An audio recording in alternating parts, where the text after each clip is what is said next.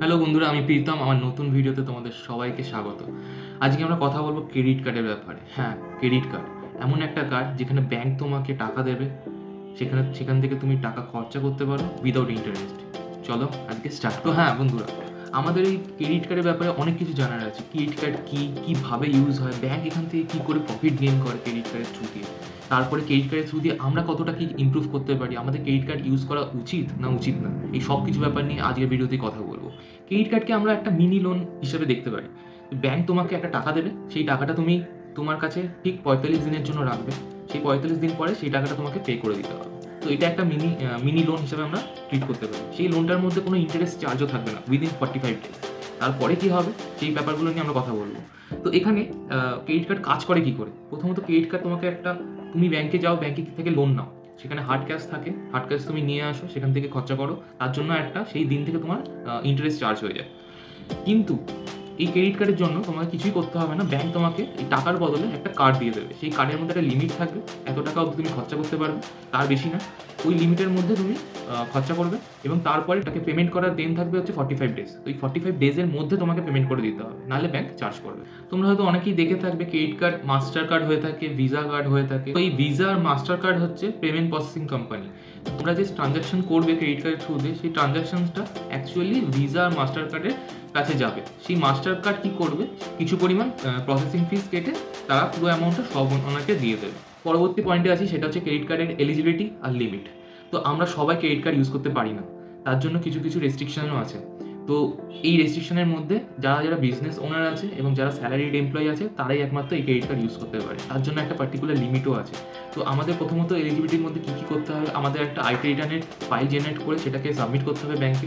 Bank ওটা verified করবে, verified করার পর তারা অ্যাপ্রুভ করবে যে আপনি এলিজিবল কিনা এই ক্রেডিট কার্ডের জন্য।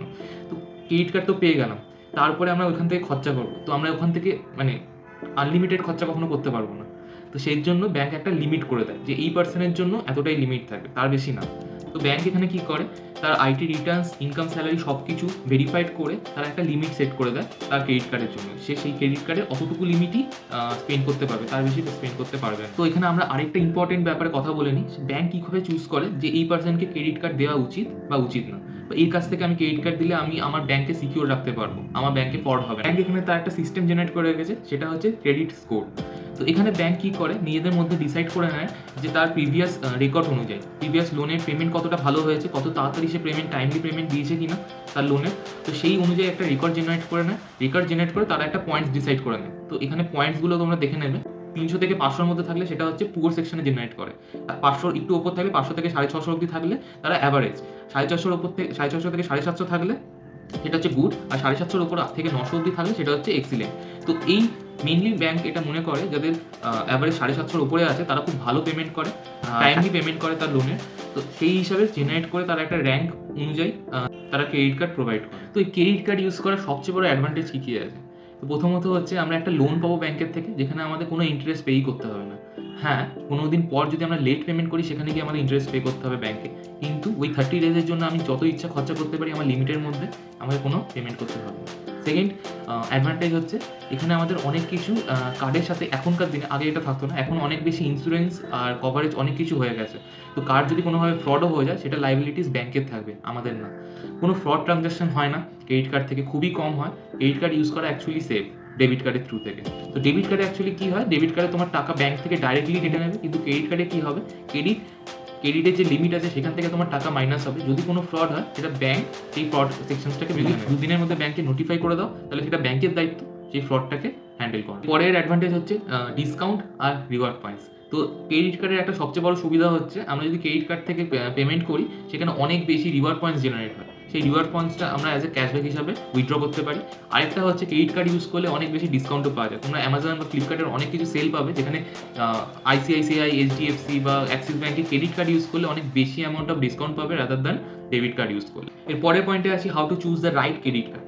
আমরা কীভাবে জানবো যে আমাদের জন্য এই ক্রেডিট কার্ডটাই বেস্ট? তো তার জন্য ব্যাংকের যারা অথরিটি আছে, ব্যাংকের যারা অফিসার্স আছে, তাদের সাথে কথা বলে জানতে হবে প্রত্যেকটা ক্রেডিট কার্ডে হিডেন চার্জেস কী আছে। যদি কোনো হিডেন চার্জেস না থাকে, আর এখানে পেমেন্ট নেটওয়ার্ক কীরকম আছে, সেটা ভিসা, মাস্টার কার্ড বা এমএক্স। অ্যাকচুয়ালি এমএক্স ইন্ডিয়াতে চলে না, তো বাকিগুলোর মধ্যে সব কিছুই রিলায়েবল। তো মেইনলি এখানে আমাদের দুটো জিনিসই দেখা হচ্ছে, সেটা হচ্ছে হিডেন ফিস কী আছে ক্রেডিট কার্ডে, আর রিওয়ার্ড পয়েন্টস কতটা জেনারেট হচ্ছে আমাদের ক্রেডিট। পরের পয়েন্টে আসি, how do the bank make money from the credit card. তো এখানে ব্যাঙ্কই মেইন তাদের ইনকামের জায়গা হচ্ছে অ্যানুয়াল ফিস।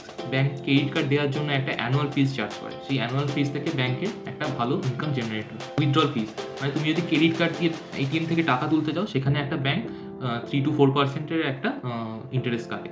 তো এইটা মেইন দুটো সোর্স অফ ইনকাম আছে ব্যাঙ্কে। তারপরে একটা huge amount of swords of income হচ্ছে ব্যাঙ্কের লেট পেমেন্ট। তুমি যদি ওই 45 ডেজের মধ্যে পেমেন্ট, তোমার স্টেটমেন্ট জেনারেট হওয়ার আফটার 15 ডেজের মধ্যে ডিউ ডেট যেটা আছে, সেই ডিউ ডেট ক্রস করে যাওয়ার পরে যদি পেমেন্ট করো, you don't have any idea bank কতটা চার্জ করতে পারে। 35 to 40% ইন্টারেস্ট চার্জ করতে পারে ওই লেট পেমেন্টের জন্য। তো এইটা একটু মাথায় রাখতে হবে। এটা হচ্ছে সবচেয়ে বড় ইনকাম ব্যাঙ্কের। তোমাকে ব্যাঙ্ক টাকা দিচ্ছে within this period, within this 45 days minimum due. তো তোমাদের যখন, তোমরা অনেকেই লক্ষ্য করে থাকবে, যখন স্টেটমেন্ট জেনারেট হয়, একটা থাকে হচ্ছে ফুল পেমেন্ট, একটা থাকে হচ্ছে মিনিমাম ডিউ। ফুল পেমেন্ট থাকলে যে তুমি যতটা পরিমাণ টাকা ওখান থেকে স্পেন্ড করেছো উইদিন লিমিট, তো সেই টাকাটা তুমি ফুল পেমেন্ট করতে পারো। আরেকটা হচ্ছে হয়তো 100 টাকা বা 200 টাকা এরকম একটা মিনিমাম ডিউ থাকে। মিনিমাম ডিউ জিনিসটা কি, যেটা হচ্ছে তোমাকে পুরো টাকাটা পেমেন্ট করতে হবে না, সেখান থেকে তুমি মিনিমাম একটা চার্জেস তুমি ব্যাংকে দিয়ে দিলে, আর বাকি যে টাকাটা থাকলো সেটা নেক্সট স্টেটমেন্টে জেনারেট হবে with the high amount of interest. মানে ওই 35 to 40% যে ইন্টারেস্ট চার্জটা আছে, সেটা নেক্সট স্টেটমেন্টে একসাথে অ্যাড হয়ে তোমার স্টেটমেন্ট জেনারেট করবে। তো এটা হচ্ছে একটা ব্যাংকের ক্লেভার স্ট্র্যাটেজি। ক্রেডিট কার্ডের সবচেয়ে বড় ডিসঅ্যাডভান্টেজ হচ্ছে তোমাকে টাইমলি পেমেন্ট করতে হবে। তুমি যদি ওই ডিউ ডেট ক্রস করে যাও আর লেট পেমেন্ট করো, তো ব্যাংক তোমার থেকে 35 to 40% ইন্টারেস্ট চার্জ করবে। আরেকটা হচ্ছে যে তোমার একটা হ্যাবিট জেনারেট করে দেবে, তোমার বাইংয়ের একটা হ্যাবিট জেনারেট করবে থ্রু রিওয়ার্ড পয়েন্ট। বাইংয়ের যে এবিলিটিটা অনেকটা বেশি বাড়িয়ে দেবে। তো নেক্সট পয়েন্টে আসি, should you use credit card or not? Yes you should, if you have the control to buy unaffordable items. তো এইটা তোমার মাথায় রাখতে হবে যে তুমি যে জিনিসটা কিনছো সেটা সত্যি তোমার প্রয়োজনীয় জিনিস, তার জন্যই তুমি ক্রেডিট কার্ড ইউজ করছো। আর তোমার কাছে এই মুহূর্তে টাকা নেই, তাই জন্যই তুমি কিনছো। যদি তুমি লাক্সারি হিসেবে ট্রিট করো ক্রেডিট কার্ডকে, তাহলে খুব বড় একটা ট্র্যাপে পড়ে যাবে ব্যাংকে। কীরকমভাবে হয় একটা এক্সাম্পল দিয়ে বোঝাচ্ছি। সেটা হলো, আজকে তোমার কাছে ক্রেডিট কার্ডের লিমিটস আছে হচ্ছে 1 লাখ টাকা। তুমি একটা আইফোন কিনে নিলে, তো সেখানে কি হলো, তোমার 1 লাখ টাকা তো চলে গেল, কিন্তু তোমার ব্যাংকের অ্যাকাউন্টে পড়ে আছে শুধু 25,000 টাকা। তুমি জানো না যে নেক্সট মান্থে তোমার কত টাকা জেনারেট হচ্ছে তোমার ব্যাংকে। তোমার ব্যাংকে যদি নেক্সট মান্থের স্টেটমেন্টের আগে যদি 1 লাখ টাকা থাকে, তাহলে তুমি পেমেন্ট করে দিতে পারলে খুব ভালো। যদি পেমেন্ট না করতে পারো, যদি মিনিমাম ডিউ পেমেন্ট করো, তাহলে ওই 1 লাখ টাকার ওপর তোমার 35 to 40% যে ইন্টারেস্ট রেটটা লাগবে, সেটা হিউজ লাগবে। আর এটা বাড়তে বাড়তে নেক্সট স্টেটমেন্টে জেনারেট হতে থাকবে। তো তোমার যত দিন যাবে, তুমি তত তাড়াতাড়ি যদি পেমেন্ট কমপ্লিট করতে না পারো এরকমভাবে টাইম লকিংয়ের পিরিয়ডের মধ্যে, তাহলে কি হবে, প্রত্যেকটা স্টেটমেন্টে তোমার এই 35% আর 40% করে ইন্টারেস্ট অ্যাড হতে হতে হতে একটা হিউজ ট্র্যাপে তুমি পড়ে যেতে পারো। তো এই যে আনঅ্যাফোর্ডেবল আইটেম বাই করার যে কন্ট্রোলটা, এটা যদি তুমি কন্ট্রোলে রাখতে পারো, তাহলে credit card is best for you. আজকে ভিডিওটা এই পর্যন্তই। ভিডিওটা যদি খুবই ইনফরমেটিভ লেগে থাকে, তাহলে সবার সাথে শেয়ার করো আর লাইক করে দিও, আর কমেন্টে জানাতে ভুলো না তোমাদের ওপিনিয়ন। চলো বাই, দেখা হচ্ছে নেক্সট ভিডিও।